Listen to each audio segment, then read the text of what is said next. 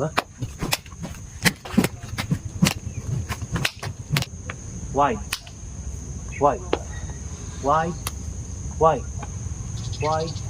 Wide. Wide. Wide. Wide. Wide. Wide. Wide. Wide. Wide. Wide.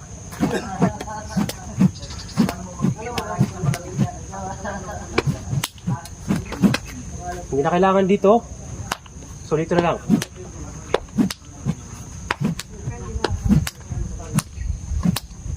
So dito babahagi ko yung tatlong klase ng strike. Okay?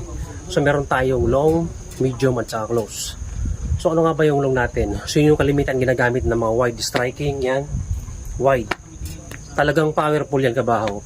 Pag tinamaan ka, talagang malakas siya. Medium, wide din.